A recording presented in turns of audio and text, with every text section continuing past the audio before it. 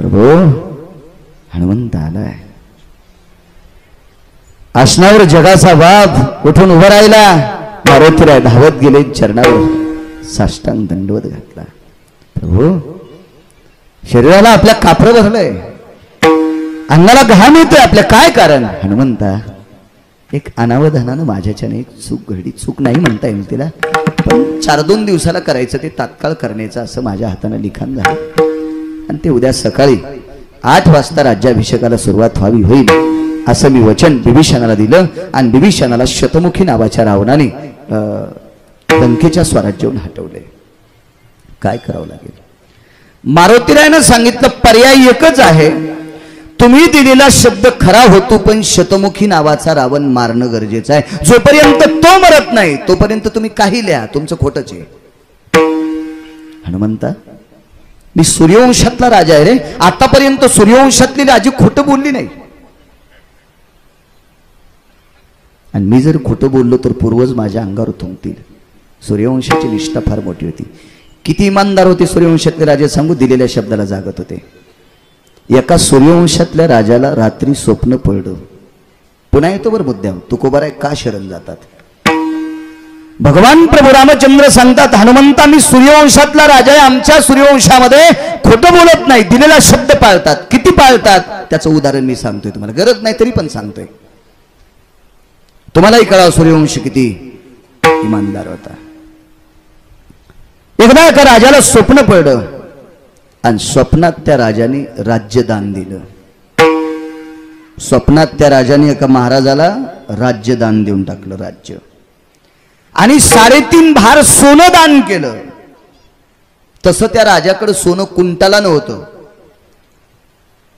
राज्यदान झालं त्या अर्थी सोनं दान झालं, पण स्वप्न असं पडलं त्या समोरच्या व्यक्तीला, राजा मला तू स्वप्नात स्वराज्य दान दिलंस आणि 3.5 भार सोनं दान दिलंस. आलं सकाळीच महाराज. ते महाराज काय मंदिरात बिड्या वाढणार नव्हतं, महाराज महाराजच होते. राजा जी मी आलोय.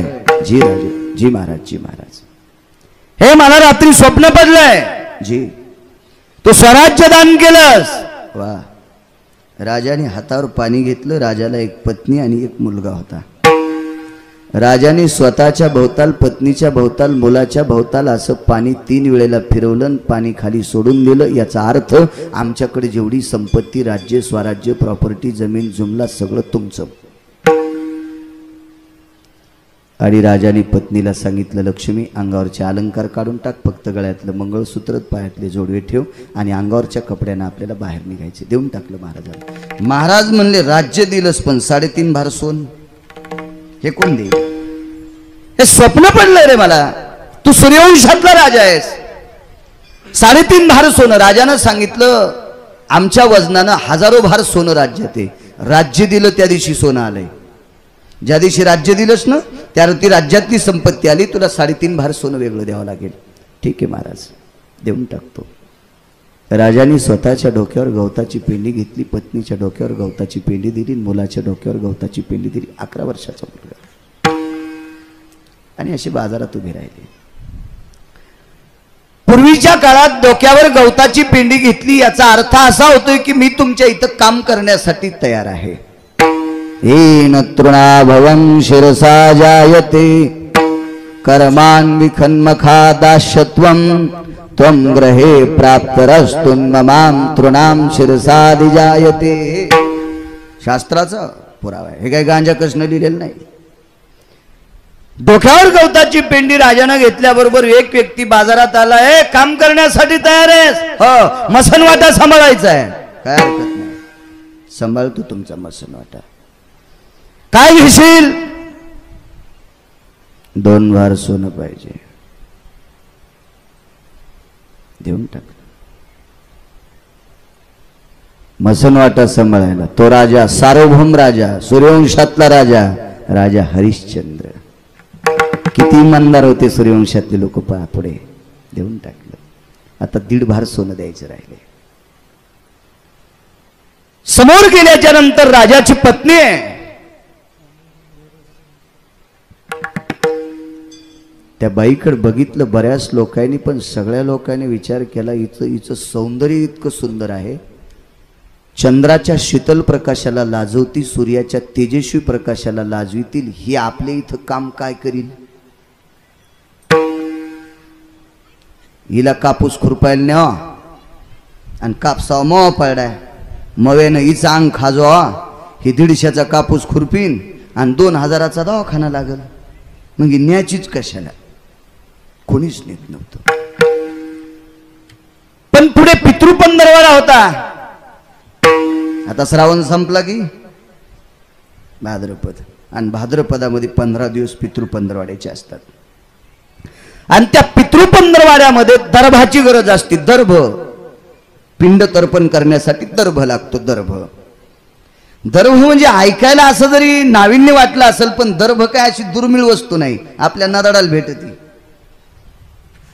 दर्भ म्हणजे सोप्या भाषेत सांगायचं म्हणजे मूळ.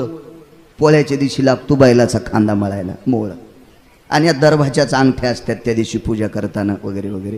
हे दर्भ ऐकण्यासाठी एक व्यक्ती आला. त्यानं पाहिलं बाई ओळखल्यासारखी, ओळखीची दिसते, पण त्याच्या मनात शंका आहे, जी बाई मी बघतोय ती बाई राजाची पत्नी आशीच्या सारखी दिसती, आणि ती राजाचीच पत्नी म्हणावा, बाजारात कस काय? हजारो दाशा आहेत तिच्याकडे काम करायला, तिला बाजारात यायची काय गरज आहे? पण त्याला राहवलं नाही. त्यानं तो बघला दर्भाची पेंढी असताना समोर आला, बाई काम करण्यासाठी तयार आहे. त्याच्या मनात एक भाव होता, एवढी मोठी सुंदर स्त्री एखाद्या नालायक व्यक्तीच्या घरी काम करण्यासाठी गेली, त्याच्या अंतकरणात जर पाप आलं तर हिचं जीवन मातीत जाईल, अशी भावना त्या व्यक्तीची होती. तो साधू होता, नामधारक होता, नामनिष्ठ होता. त्याने सहज विचारलं, आईसाहेब आपण कोण? त्या बाईनं गवताची पेंढी डोक्यावरची खाली टेकली आणि त्या व्यक्तीला प्रणाम केला. महाराज मला ओळखत नाही? सूर्यवंशातले राजे किती इमानदार, मग कळल तुम्हाला. भगवान प्रभू रामचंद्राचा मारुती रायाला संवाद आहे, अरे आमच्या राज्यामध्ये सूर्यवंशात खोटं कोणीच बोलत नाही, किती इमानदार, याच्यावर कळल तुम्हाला. मला ओळखलं नाही महाराज? आईसाहेब चेहरा ओळखीचा वाटतोय पण लक्षात येत नाही. महाराज तुम्ही आमच्याकडे देवकर्म करण्यासाठी आल्याच्या नंतर तुम्ही देवकर्म करायचात आणि मी तुम्हाला सुपभर सोनं दान द्यायचे. मी तुम्हाला सुपभर सोनं दान द्यायचे. ती गहू देत नव्हती, ती ज्वारी देत नव्हती, ती सुपात बसल इतकं सोनं त्या व्यक्तीला देत होती. दर्भाची पेंडी खाली टाकली आणि कपाळाचा घाम पुशीत तो व्यक्ती परी बसला. हे जगन्निवासा, अरे ज्या बाईनं मला सत्यकर्म केल्याच्या नंतर, देवकर्म केल्याच्या नंतर सुभर सोनं द्यावं, तिला बाजारात स्वतःच्या दुसऱ्याची तर काम करण्याची वेळ काय यावी? आईसाहेब का घडलेला वृत्तांत सांगितला. आईसाहेब अर्धा घंटा कोणाला हो म्हणू नका. आईसाहेब अर्धा घंटा कोणाची तर कामाला जाईल असं हो म्हणू नका, मी अर्ध्या तासात परत येतो. पळत व्यक्ती घरी गेला आणि पत्नीला सांगितलं, लक्ष्मी, ज्या घराण्यामुळे आपला संसार सोन्याचा झालाय, ज्या घराण्यामुळे आपल्या घरात गावरान तुपातली पदार्थ खातो, ज्या घराण्यामुळे आपल्याकडे सगळी चणचण चालू आहे, अशा घराण्यातल्या बाईला दुसऱ्याची तर काम करायची वेळ आली. प्रिये लक्ष्मी, मी एक विनंती करतो, एखाद्या नालायक माणसाच्या घरी काम करण्यासाठी जाण्यापेक्षा जिनं आपल्यावर लेकरासारखी कृपा केली, माईसारखं प्रेम केले, त्या बाईला आपल्याकडे आणू द्या. बाई तयार. काय द्यावं लागेल बाई? एवढं एवढं सोनं. त्या व्यक्तीच्या पत्नीनं सांगितलं, मालक, हे सोनं आपल्याला जिनं दिले तिला सोडण्यासाठी द्यायला काहीच हरकत नाही, उपकाराची फेड उपकारानं करावी. देऊन टाकलं. काम काय काय करताल? बाईनं सांगितलं, तुम्ही सांगताल, नैतिका येतो ज्या येते क्रियाम तत्राम निषेधे सनिद्धा यत कर्मनाम यज्जा येते. याचा अर्थ सांगू तुम्हाला. नैतिक कामाच्या परिच्छेदाचा हा भाग सोडून बाकी सांगताल ते काम करीन. माझ्या शरीराचं आचरण शाबूत ठेवीन. काय स्त्री भारताची, काय गोडवा असेल या भारत देशाच्या स्त्री. महाराज माझं आचरण शाबूत ठेवीन. हे आचरण शाबूत ठेवण्यासाठी जे काम त्यासता येईल फक्त तितकंच ते येईल, बाकी तुम्ही सांगताल ते काम करेल. तोही माणूस निष्ठावंत होता. त्यानं सांगितलं, आई साहेब फक्त आमचं देवघर सारवायचं. काम तर द्यावं लागेल काय, फक्त देवघर सारवायचं. वडील विकले, आई विकली, मुलगा ऐकायचं राहिलाय. किती इमानदार लोक आहे. देऊन टाकलं ते सोनं. समोरच्या व्यक्तीनं मसनवाटा सांभाळण्यासाठी राजा हरिश्चंद्राला विकत घेतलं, त्यानंही सोनं आणून टाकलं. एका व्यक्तीनं तारामतीला विकत घेतलं, त्यानंही सोनं आणून टाकलं. त्या समोरच्या व्यक्तीने सांगितलं, बाईसाहेब चला आता, ऊन फार लागते, चला तुम्ही. बाईने सांगितलं, एकदा मालकाचं दर्शन घेऊन येऊ द्या. मालकाचं दर्शन तारामतीनं हरिश्चंद्र राजाचं दर्शन घेतलं. स्वामी तुम्ही केलेला परमार्थ माझ्या कामी आला, तुम्ही केलेलं दातृत्व माझ्या कामी आलं. मला एका चांगल्या व्यक्तीनं फक्त देवघर सारवण्यासाठी नेलंय. ठीक आहे तारामती जा. हरिश्चंद्रानं सांगितलं, तारामती तुला सूर्यवंशाची शपथ आहे, तुझ्या मालकाला देवापेक्षा मोठं समजते, त्या हरिश्चंद्र राजाची शपथ आहे, ज्याचा मोबदला घेतलाय त्याचं घर व्यवस्थित सारव. येते समोरच्या व्यक्तीची पत्नी पाठीमागं चालत होती, तो पुढे चालत होता आणि त्याच्या पत्नीच्या पाठीमागं तारामती चालत होती.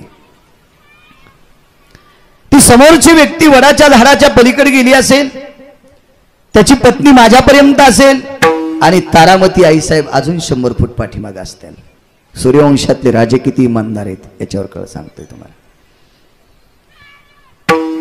ब्राह्मणाने पाठीमागं फिरून पाहिलं, त्या साधूने आपली पत्नी दुरेने आपल्या पत्नीच्या फार पाठीमागं राजा हरिश्चंद्राची पत्नी. तो वापस आला, पत्नीच्या जवळ येऊन पत्नीला वापस फिरवलं आणि तारामतीच्या जवळ गेले आणि सांगितलं, आईसाहेब तुम्हाला काम करण्याचा आमच्या इथं कंटाळा येत असेल, भगवंताची शपथ घेऊन सांगतो, पोटच्या मुली इतकं तुम्हाला गोड सांभाळेल,